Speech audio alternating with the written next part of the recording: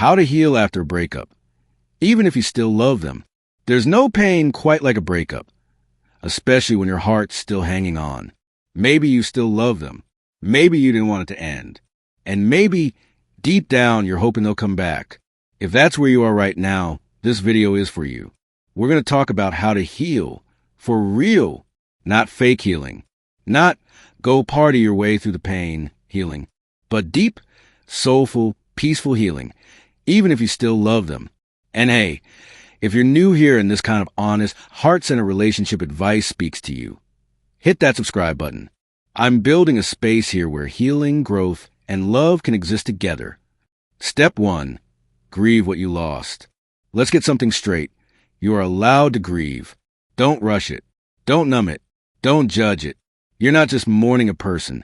You're mourning what could have been, a future, the way you imagine things unfolding. That hurts. And the worst thing you can do is gaslight yourself into pretending you're fine when you're not. Cry, journal, stay in bed for a day if you need to. Take deep breaths. But please, give yourself the grace to feel it all. You don't get over someone by avoiding the pain. You get through it by walking through it. Step 2, why you still love them. It's not weird that you still love them. Love doesn't shut off like a light switch. But ask yourself this, do you love them? Or do you love the memories, the routine, the comfort? Sometimes we fall in love with someone's potential, not their reality. Or worse, we fall in love with the idea of being loved. Unpacking this helps you detach. Because when you realize you're in love with something that no longer exists, you can finally start releasing the grip.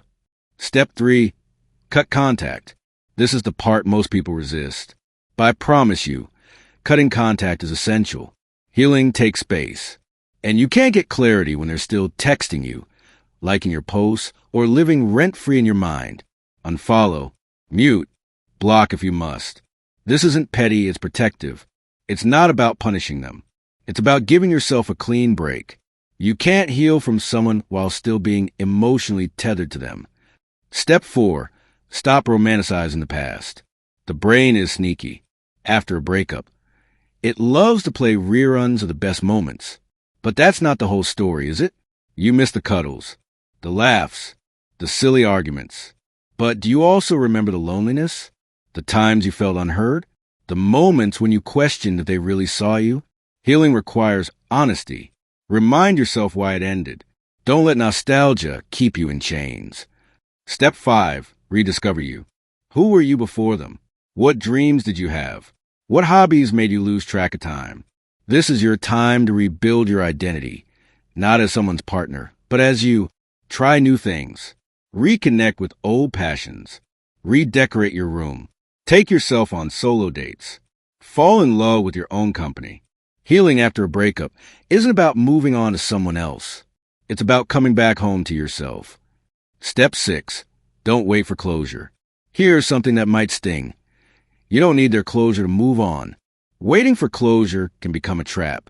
You might never get the apology, the explanation, the "I still love you" that you secretly crave.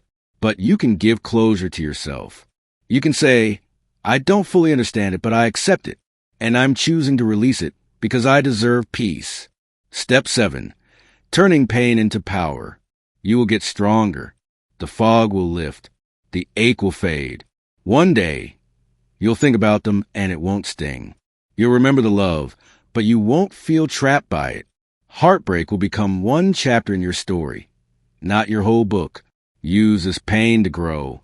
Use it to love yourself harder. Use it to build boundaries. Chase your goals and upgrade your life. You don't have to forget them to move on. You just have to remember who you are. I know it's hard, but if no one's told you this yet, you're doing an amazing job. Just by watching this, you're taking a step toward healing, and I'm proud of you for that. If this video helped you, please hit the like button. It tells YouTube this content matters. And more importantly, it helps other people who are heartbroken find this video. 2, subscribe if you want more content.